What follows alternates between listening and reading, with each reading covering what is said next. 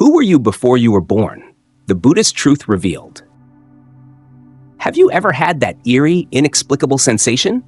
That sudden spark of recognition, as if you're waking up from a forgotten dream, a life you lived long ago? It's more than déjà vu. It's the haunting question that has gripped humanity for millennia. Who were you before you were born? This is not just a philosophical puzzle or spiritual whimsy. It's a profound mystery at the very heart of our existence. Where do we truly come from? Is there a you that predates this life? And if so, what does that mean for who you are today and who you might become tomorrow? Today's video is an extraordinary journey into that question, guided by one of the oldest and most profound traditions known to humankind, Buddhism.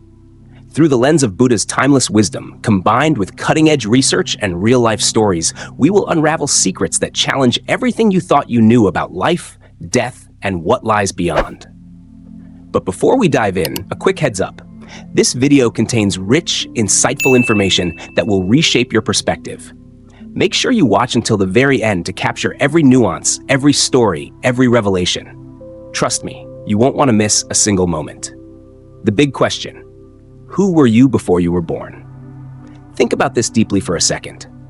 Before your first breath, before your parents held you in their arms, before your first memories, who were you? It's a question that's baffled philosophers, theologians, and ordinary people alike for thousands of years. Across time and cultures, the answers have been as varied as the stars in the sky.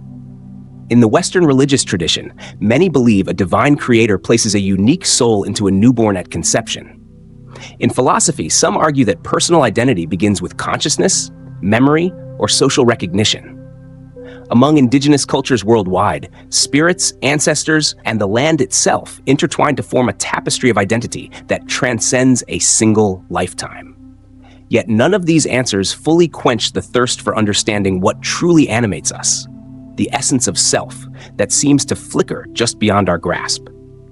The middle way between extremes, Buddhism offers a path unlike any other. It neither claims you have an eternal, unchanging soul, nor insists life is a random, meaningless accident. Instead, it presents a radical vision grounded in reality as it can be directly experienced. At the heart of Buddhism lies a teaching called anatta, or no self.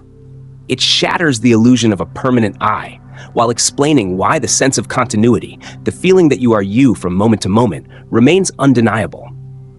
Imagine your consciousness as a flowing river, never the same water twice, yet always the same river. This is the Buddha's insight. Life is a dynamic process of cause and effect, an endless cycle of birth, death, and rebirth. A cycle governed by karma, the moral law of intentional action and consequence. This cycle, called samsara, is not a prison, but a natural order to be understood and ultimately transcended. The Buddha's silence on the exact beginning of this cycle is telling, like refusing to answer what's north of the North Pole because the question itself is misplaced. Instead, he focused on what we can know, how to end suffering by understanding the roots of craving and ignorance. Why should you care? Because this understanding has the power to change your life profoundly.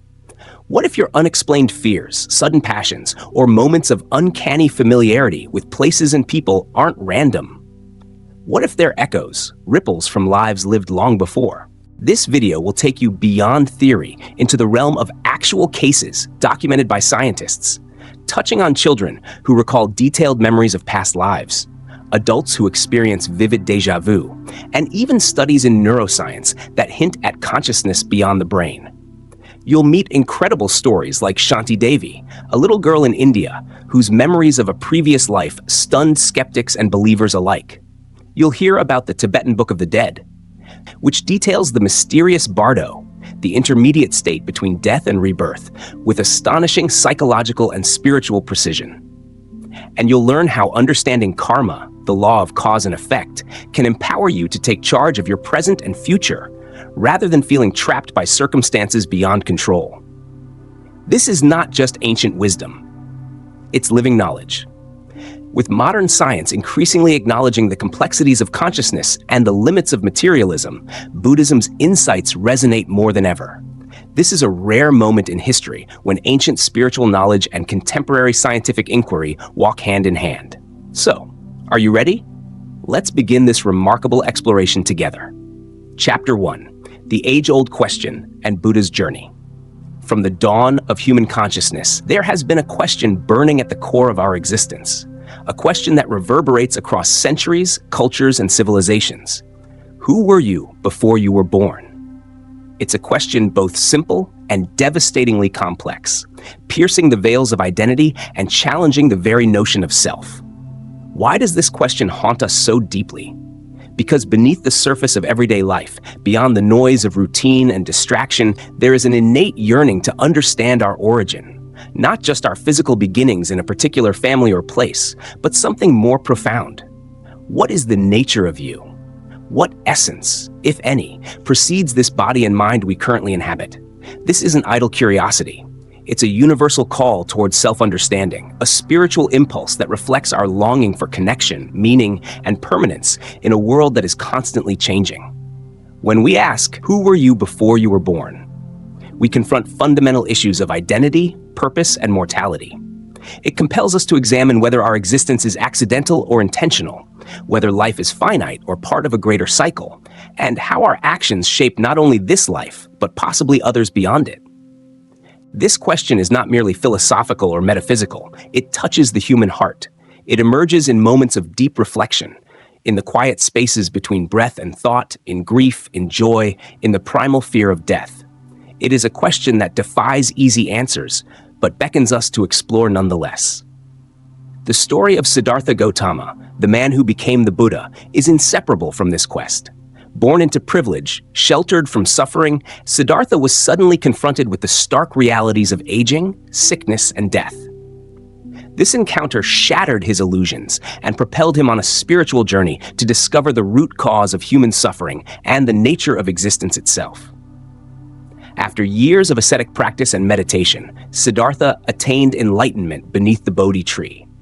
In that moment of awakening, he remembered a truth that transcended time and birth. He saw the cycle of existence stretching endlessly backward, a chain of countless lives woven together by cause and effect. In his profound insight, the Buddha described himself as having wandered through countless births, seeking but not finding the builder of this house. Here, the house is a metaphor for the body and mind, the house of existence where we live and suffer. The question then is, who built this house? Who is the architect of our being, the source of the self that inhabits this temporary home? The builder is not a creator deity or a permanent soul. Instead, it symbolizes the craving and ignorance, avidya, that perpetuate the cycle of birth and death, the forces that construct and reconstruct our existence through delusion and attachment. The Buddha's realization was radical. The self is not a fixed entity, but a dynamic process. The builder is an illusion created by our own minds clinging and misunderstanding. Like a carpenter who continually rebuilds a collapsing house, our desires and misconceptions continuously construct a sense of I and mine, binding us to samsara, the endless cycle of suffering.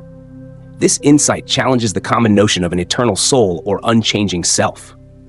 Instead, it invites us to see that what we call self is a flowing stream, a collection of ever-changing physical and mental phenomena dependent on conditions and causes. Without craving and ignorance, the house cannot be built. Without the builder, there is no one to inhabit it. The Buddha's middle path sets Buddhism apart from many other spiritual and religious traditions, which often fall into two broad categories regarding our origins. 1. Creationism and the eternal soul. Many Western religious traditions, including Christianity, Islam, and Judaism, hold that a divine creator fashioned each individual's soul at conception. This soul is eternal, distinct, and personal, bearing responsibility and destined for reward or punishment after death. This view centers on a permanent self granted by a higher power, emphasizing faith and divine will. 2. Materialism and randomness. On the opposite extreme, some modern secular philosophies and scientific perspectives reduce human existence to purely biological processes, random genetic accidents without purpose or continuity beyond death. In this view, consciousness is a product of brain activity alone, with no survival after death. 3. Cyclic and reincarnational views. Like Buddhism, Hinduism, and many indigenous cultures perceive existence as cyclical. They embrace reincarnation or rebirth, wherein the soul or consciousness migrates through different lives. However, Hinduism often holds to the concept of an eternal Atman, soul, whereas many indigenous beliefs link spirits intimately with land, ancestry, and communal life. Buddhism's unique contribution is the middle way, which rejects both eternalism, a permanent soul, and nihilism, complete annihilation or randomness. The Buddha teaches that there is no enduring self, yet there is continuity, a causal flow driven by karma, not a static essence. This subtlety is critical. It allows Buddhism to explain why we feel a continuous identity while acknowledging impermanence and interdependence. It provides a framework where suffering can be understood and ended, not by clinging to a false self, but by realizing its absence and the nature of conditions.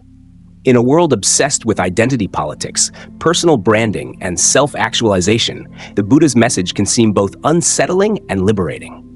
It calls us to look beyond the ego's grasp for security and permanence, encouraging a compassionate embrace of life's flux and interconnectedness.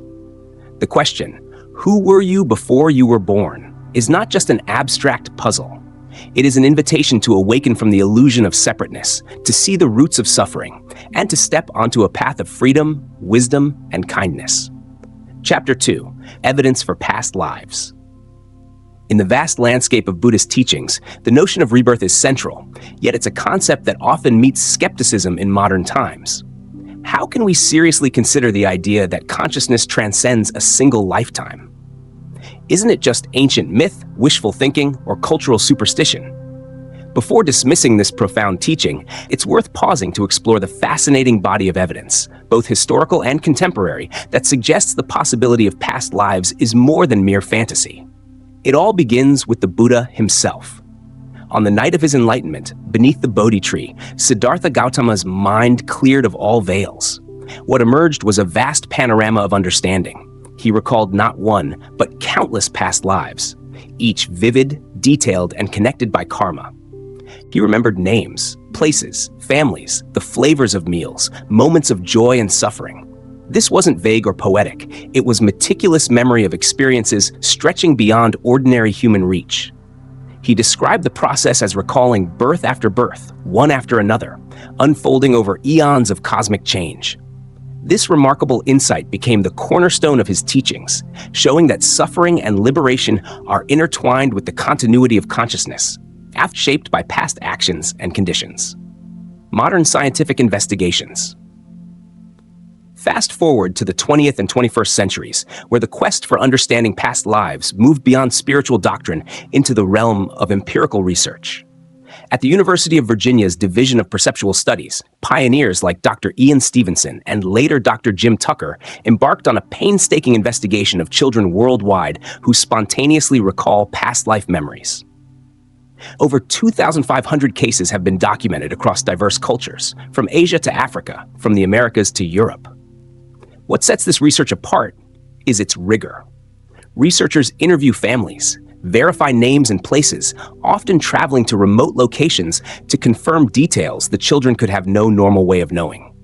One standout case is that of a young child who could identify specific relatives and homes of a deceased person unknown to his current family, guiding investigators to locations he had never been before in this life.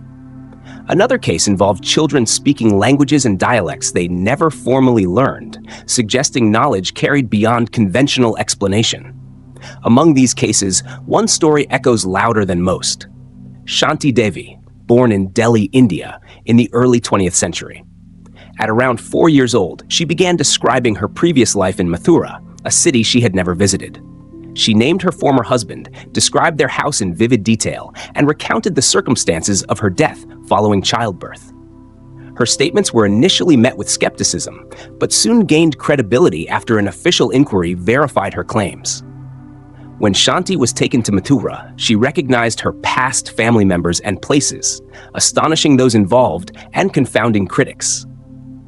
Her case remains one of the most well-documented and scrutinized past life memories, often cited in academic and spiritual discussions alike.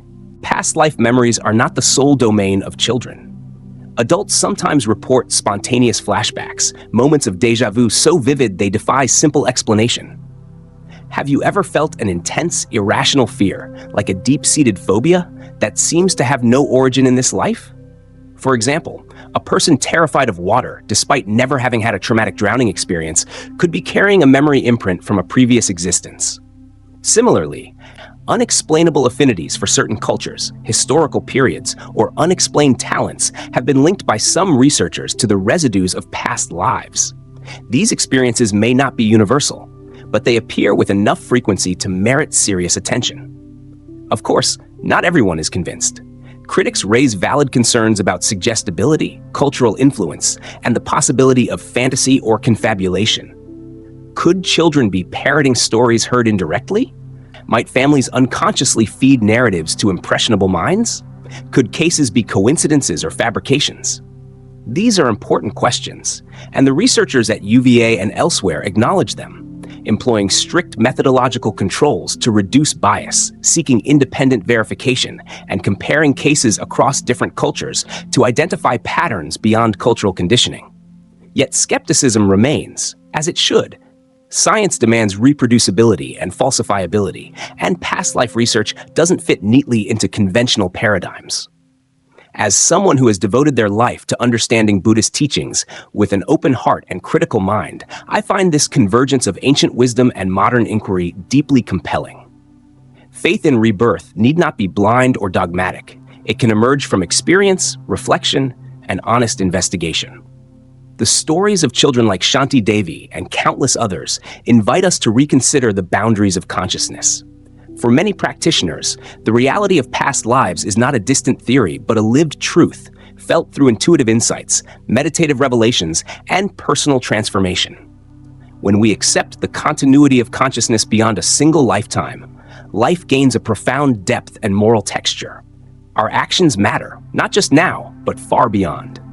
What does it mean for your life if you start to believe that you have lived before and will live again? It is not to invoke fear or fatalism, but to cultivate responsibility, compassion, and hope. Knowing that this life is part of a vast, interconnected journey invites patience with your own struggles and kindness toward others who are fellow travelers on this path. It nurtures humility, as no one is merely the sum of their current circumstances. It opens the door to healing deep wounds that transcend this lifetime and encourages a continuous process of growth and awakening. Chapter 3: How Consciousness Transitions. One of the most profound challenges in understanding life and death lies in grasping how consciousness moves from one existence to another, if, indeed, it does at all. Buddhism offers a nuanced and compassionate perspective that honors both the continuity of experience and the impermanence of the self. At the heart of this understanding is the concept of the mind stream, a flowing dynamic continuum of consciousness that never rests but also never holds a fixed, unchanging self. This teaching gently dissolves the illusion of a permanent I, while affirming the undeniable thread of personal experience that links moment to moment, life to life. The mind stream, continuity without a fixed self. Imagine consciousness not as a static entity, but as a river that never contains the same water twice. Each moment's experience is like a droplet flowing past a point. The water moves on, replaced by new currents, yet the river itself remains continuous. Similarly, the mind stream is this ongoing flow of thoughts, feelings, sensations, and awareness, shaped by karma and conditions, but never captured by a singular, permanent self. This is the Buddhist middle path between eternalism and annihilationism. No eternal soul, but no absolute end either. Instead, a process that continues, changes, and transforms. The metaphor of a candle flame is often used to illustrate this. When one candle lights another, the flame continues, yet it is not the exact same flame. The second flame depends on the first, but is a new expression. In the same way, consciousness flows from life to life, carrying karmic imprints, but no fixed essence. The dying process, stages of transition. When we approach death, Buddhism teaches that this transition is not sudden, but unfolds through distinct stages, particularly detailed in Tibetan Buddhism. As the physical body begins to fail, the 5 elements, earth, water, fire, air, gradually dissolve. This physical disintegration parallels shifts in sensory experience, heaviness and sinking as the earth element fades, dryness as the water dissipates, loss of warmth as fire diminishes, and cessation of breath as air recedes. At the same time, the mind stream gradually separates from the body, like a rider dismounting an old horse. This moment is critical. The last thought moment before death is said to strongly influence the next stage of consciousness. Whether the mind is peaceful or disturbed, attached or fearful, it sets the tone for what follows. The Bardo, the intermediate state. After death, Tibetan Buddhism teaches that consciousness enters the Bardo, an intermediate state between death and rebirth. This state is often described as a dreamlike experience where the mind is no longer bound to a physical body, but has not yet taken a new one. The Bardo can last up to 49 days, but varies depending on karma and awareness at the moment of death.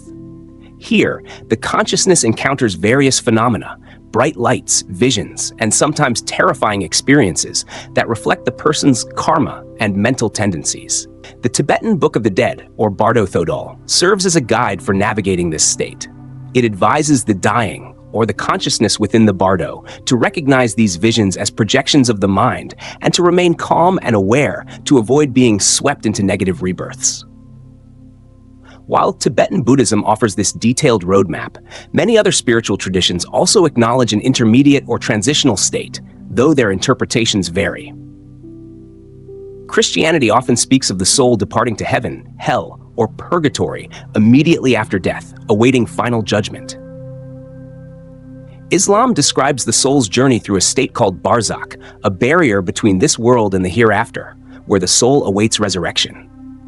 Ancient Egyptian beliefs depict the soul traveling through various trials before reaching the afterlife. Many indigenous cultures view death as a transition where spirits linger before joining ancestors or returning to the earth. What sets the Buddhist view apart is its emphasis on the mind's clarity and agency during the Bardo, as well as its non-essentialist understanding of self. Not a soul passing on, but a process conditioned by karma and mental habits. This insight brings both caution and hope. The journey is influenced by one's mental state, offering potential for liberation even after death. One compelling narrative comes from a Tibetan monk who died but was revived through emergency intervention. Upon awakening, he described vivid visions matching the Bardo descriptions, bright lights, beings of light, and moments of profound peace interspersed with fear. He recounted how his mind fluctuated between recognition and confusion, and how training in meditation prepared him to remain calm, preventing negative reactions that could lead to unfavorable rebirth. This first-hand account offers a glimpse into the intimate experience of consciousness in transition and highlights the importance of mindfulness and preparation for death, not as morbid fascination, but as compassionate practice. Understanding the fluidity of consciousness and the Bardo's landscape invites a compassionate attitude toward life and death. It reminds us that death is not an end, but a passage, one that can be met with awareness, kindness, and calm. For those facing death or those who have lost loved ones, this teaching offers solace. The process is natural, supported by wisdom, and influenced by the quality of our mind. For the living, it encourages cultivating awareness, ethical conduct, and meditation, tools that prepare the mind for this inevitable transition, fostering courage and peace in the face of uncertainty. Chapter 4: Karma and Rebirth. When we hear the word karma, many of us imagine a cosmic ledger, an immutable fate written in the stars, a system of divine reward and punishment. But in the Buddhist framework, karma is far more nuanced, dynamic, and deeply compassionate. It is not about fate or destiny as something fixed and unchangeable, but rather about intentional action and its consequences, a natural law of cause and effect shaped by the choices we make moment to moment. Karma, intentional action, not fatalism. Karma literally means action, but in Buddhism, it specifically refers to intentional or volitional actions, those driven by our thoughts, desires, and decisions. Each deliberate act, word, or thought plants a seed within the fertile soil of the mind stream, which will ripen into future experiences, circumstances, and tendencies. This means that karma is not an external punishment or reward system imposed by a deity.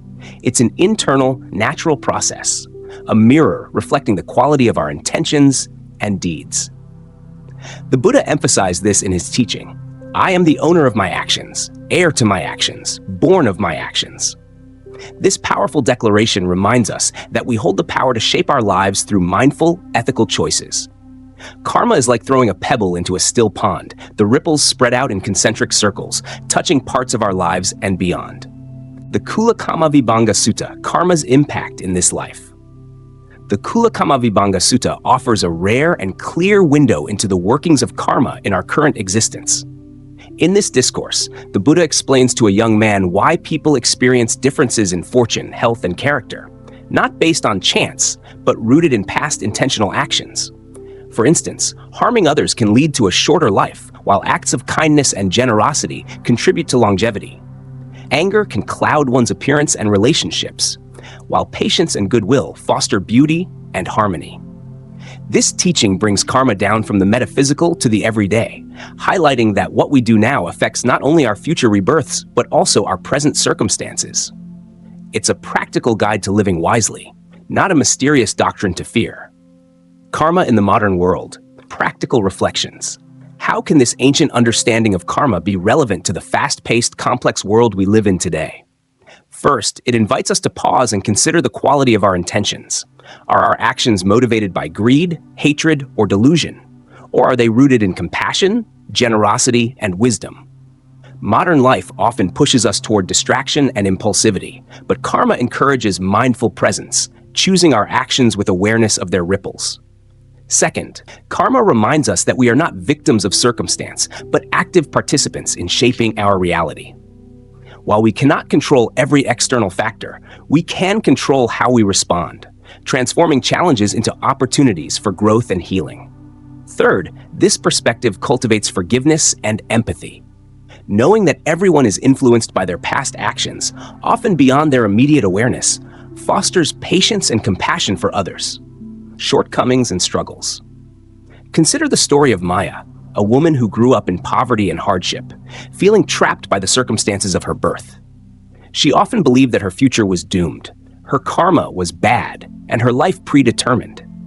One day, inspired by Buddhist teachings, Maya began to consciously change her relationship with her thoughts and actions. She practiced generosity, even in small ways, helped others without expectation, and cultivated patience amid adversity. Over time, her life began to transform, not overnight, but steadily. She found opportunities for education and work, built supportive relationships, and developed a sense of inner peace and purpose. Maya's story isn't miraculous in the supernatural sense, but it illustrates the profound power of intentional, ethical living to reshape one's path. Her life became a living testament to the truth that karma is not a rigid fate, but a living process responsive to our conscious choices. Karma is a teaching about freedom. Freedom from being bound by unskillful habits, destructive patterns, and the illusion of helplessness. It teaches us that while our past shapes us, it does not imprison us. Every moment offers a new opportunity to plant positive seeds, to cultivate kindness, patience, and wisdom that will bear fruit in this life and beyond. By embracing this compassionate understanding, we open ourselves to becoming architects of our destiny, caretakers of the future, and healers in the present. Chapter 5. The No-Self Paradox. At the heart of Buddhism lies a teaching that is both revolutionary and deeply liberating, anatta, or no-self. This idea shakes the very foundation of how we perceive ourselves and the world. It invites us to see beyond the comforting illusion of a permanent, unchanging I, revealing instead a profound truth about the nature of existence that can free us from suffering and attachment. Metaphors, unveiling the illusion of self. To grasp the concept of no-self, the Buddha used vivid and accessible metaphors that speak directly to our everyday experience. Imagine a fistful of sand. You can hold it tightly, feel its weight, and see it as a solid object. But open your hand and the grains scatter, slipping through your fingers like water. Was the fistful ever really a thing? Or was it just a temporary gathering of countless separate grains? Similarly, what we call self is a collection, a constantly changing assembly of physical form, feelings, perceptions, mental formations, and consciousness, known in Buddhism as the 5 aggregates, panchaskandhas. Another classic analogy is the chariot. If you take apart a chariot piece by piece, wheels, axle, frame, yoke, where does the chariotness reside? Is it in any one part? No. The chariot exists only as a concept, a name we give to an arrangement of parts functioning together. Likewise, the self is not a fixed entity, but a conventional designation for a dynamic process. The candle flame offers yet another illustration. When one candle lights another, the flame continues, but it is not the exact same flame, nor an entirely separate one. It depends on conditions and yet flows continuously. This reflects the Buddhist understanding of consciousness, ever-changing yet connected through cause and effect. Relative truth and ultimate truth. Buddhism distinguishes between two levels of truth. Conventional truth, samvriti satya, the everyday reality where we identify as individuals with names, histories, and personalities. This truth is practical, necessary, and functional. It helps us navigate daily life. Ultimate truth, paramartha satya, the deeper reality that reveals all phenomena as impermanent, empty of inherent self, and interdependent. This truth transcends concepts and labels. Recognizing this distinction is crucial. To deny the conventional self outright would be impractical, even harmful. Yet clinging to the self as inherently real leads to suffering. The path is to hold both truths simultaneously, to live skillfully in the world while understanding its ultimate nature. Modern science meets the no-self teaching. Interestingly, modern psychology and neuroscience echo aspects of anatta. Research on the self as a construct reveals that what we consider me is a fluid, dynamic narrative created by the brain. Studies on brain activity show that the sense of self arises from the integration of sensory input, memory, and emotion, rather than from a central, unchanging essence. Conditions like dissociative identity disorder or out-of-body experiences demonstrate how malleable and multifaceted our identity can be. Mindfulness and meditation practices, rooted in Buddhist insight, have been shown to reduce the fixation on a rigid self, leading to greater psychological flexibility, reduced anxiety, and increased compassion. A real-life story, recognizing and letting go of the self. Take the story of Daniel, a man burdened by a fierce attachment to his identity as a successful businessman. His self-worth was tied entirely to achievements and external validation, leaving him anxious and disconnected from others. Through meditation and Buddhist study, Daniel began to observe the shifting nature of his thoughts and feelings. He noticed how the self he clung to was not a fixed entity, but a stream of changing experiences. This realization didn't dissolve his personality, but freed him from its tyrannical grip. He became more compassionate, less reactive, and more present. Challenges that once threatened his identity no longer caused suffering. Daniel's story reflects the transformative power of anatta, not as a nihilistic denial, but as a gentle unfolding toward freedom and peace. The gift of understanding no self. The teaching of no self invites us to step back from the clutches of ego and separation. It shows us that the I we defend so fiercely is a fluid, interconnected process, one that, when seen clearly, dissolves fear and fosters empathy. By embracing anatta, we open our hearts to a more expansive way of being, less trapped in self-centered concerns and more attuned to the shared humanity and impermanence of all life. This insight is not merely intellectual, but a living practice, one that invites us to let go of the illusion and awaken to a compassionate, liberated existence. Chapter 6: Science Meets Buddhism. In the last century, a remarkable dialogue has unfolded between the ancient insights of Buddhism and the modern rigor of science. Questions that once belonged solely to monks and mystics are now explored in laboratories and hospitals around the world. What is consciousness? Where does memory reside? What happens to the mind at the edge of death? These inquiries, long held as mysteries beyond reach, are now beginning to reveal astonishing overlaps between contemplative wisdom and empirical investigation. Consciousness and the hard problem. One of the most profound puzzles in neuroscience is the hard problem of consciousness. How subjective experience arises from physical processes in the brain. Materialist explanations struggle to account for the vividness of awareness, the rich inner life of thoughts and feelings, and the sense of self. Buddhism, with its centuries of introspective practice, approaches consciousness differently. Instead of assuming it emerges solely from matter, it proposes consciousness as fundamental, a flowing stream not confined to the brain's physical structures. Terminal lucidity, a challenge to materialism. Among the most compelling scientific phenomena challenging reductionist views is terminal lucidity, where individuals with severe brain damage or dementia suddenly regain clear awareness shortly before death. Imagine someone bedridden in the depths of Alzheimer's, unable to recognize family or communicate meaningfully, then suddenly becoming lucid, coherent, and present hours or days before passing. How can this be explained if memory and consciousness reside exclusively in the brain's deteriorated tissue? Terminal lucidity suggests that consciousness might transcend, or at least not be entirely dependent on brain structure, opening doors to profound questions about the nature of mind. Heart transplants and memory, the mysterious connection. Another fascinating area of study involves heart transplant recipients reporting changes in memories, preferences, and personality traits seemingly linked to their donors. Take the case of Claire Sylvia, who after receiving a heart and lung transplant began craving foods she had previously disliked: green peppers and beer, preferences that matched those of her donor. While anecdotal, these stories raise intriguing questions about the possible connections between consciousness, the body, and memory beyond the brain. Such cases remain controversial, but inspire ongoing research into non-local consciousness, the idea that mind may extend beyond traditional boundaries. Meditation and neuroscience, transforming the brain. The scientific study of meditation provides some of the clearest bridges between Buddhism and modern science. Neuroscientists have observed that regular meditation practice induces significant changes in brain structure and function. Areas involved in attention, emotional regulation, empathy, and self-awareness grow stronger and more interconnected. Long-term meditators, like Tibetan monks Mathieu Ricard and Yongey Mingyo Rinpoche, have participated in brain imaging studies revealing enhanced gamma-wave activity linked to heightened states of awareness and compassion. These findings affirm the Buddha's teachings on mind training. Through dedicated practice, we can cultivate clarity, kindness, and wisdom that reshape our very brains. As someone deeply engaged in Buddhist philosophy and compassionate inquiry, witnessing this convergence fills me with hope and humility. Science does not diminish the mystery of consciousness. Rather, it enriches it by bringing new tools and perspectives.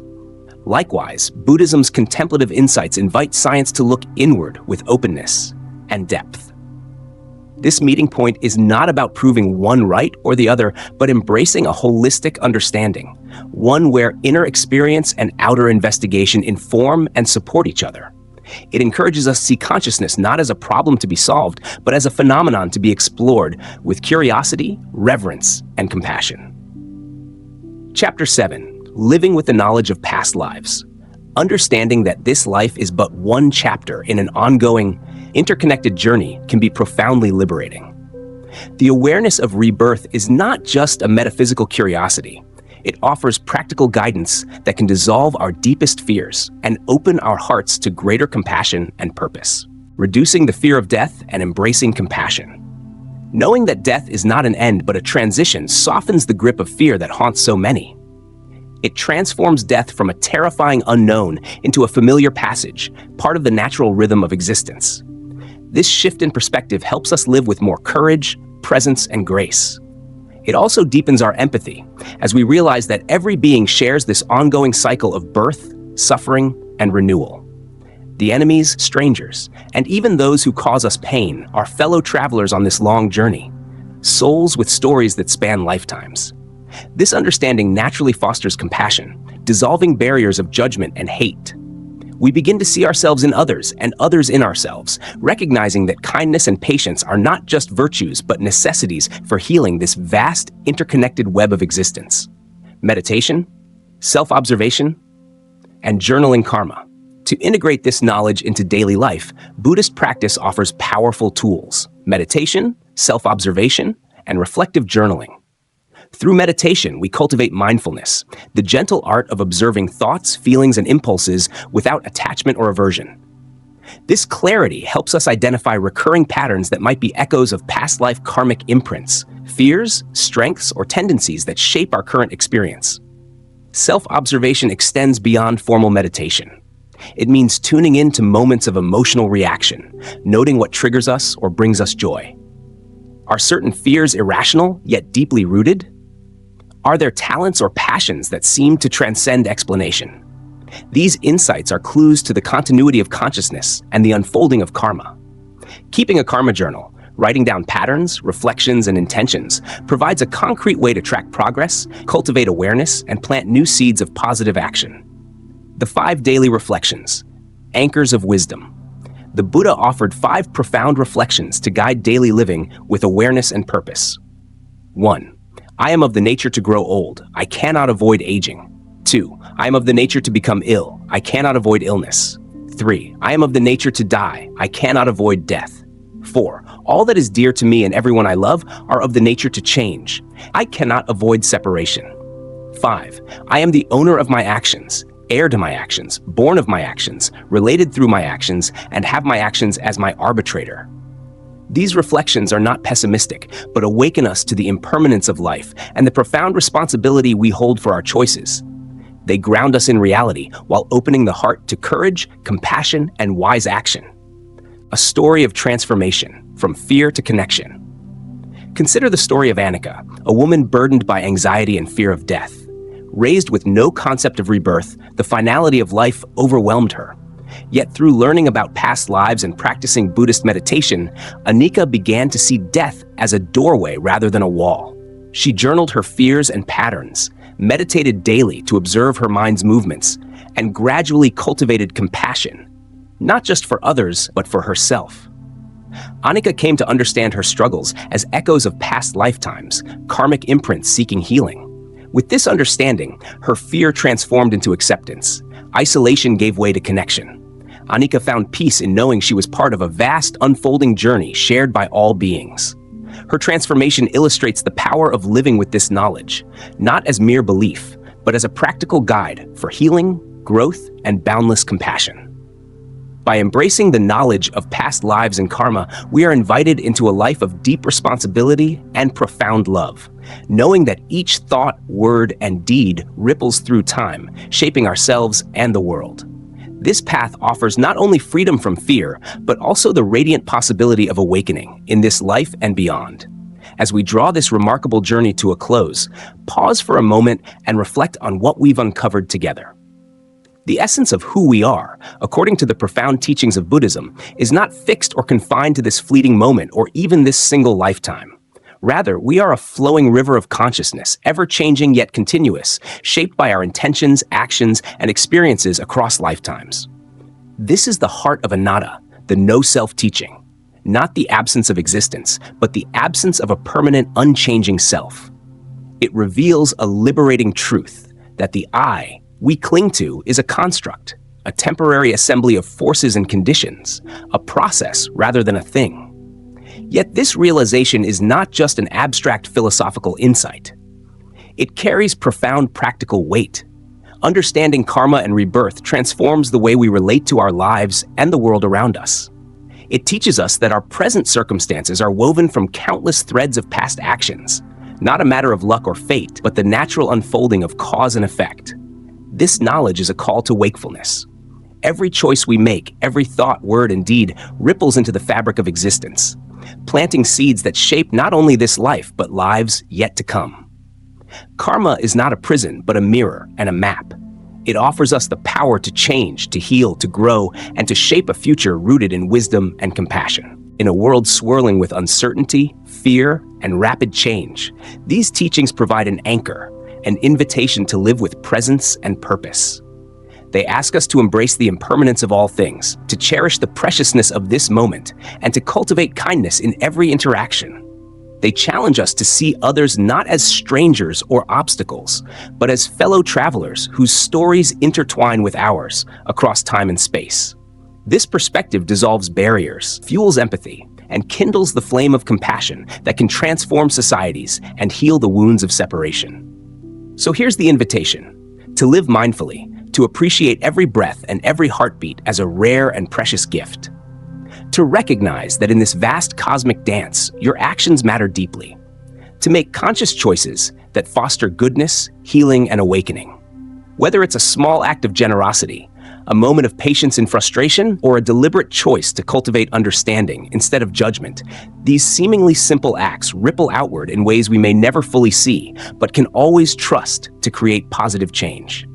Before you leave, I want you to sit with this question, one that may quietly transform the way you see yourself and your life. If you truly knew your past lives, every joy, every struggle, every lesson, how would you live differently today? Would you let go of grudges? Would you embrace forgiveness? Would you step into your days with more courage, more compassion, more purpose? There is no right or wrong answer, only the unfolding story of your awakening. This video is packed with insights that can change how you understand life, death, and the journey beyond. I encourage you to watch it again if needed. Take notes and share your thoughts in the comments below. Your questions, reflections, and stories enrich this community and deepen all our understanding. If this exploration has sparked your curiosity or touched your heart, please hit the like button, subscribe to Buddhism in Life, and ring the notification bell so you won't miss future videos filled with wisdom, stories, and practical guidance. Together, we are walking the path, not just seeking answers, but living them, moment by moment. Thank you for being here, for your openness, and for your willingness to explore the profound mystery of existence.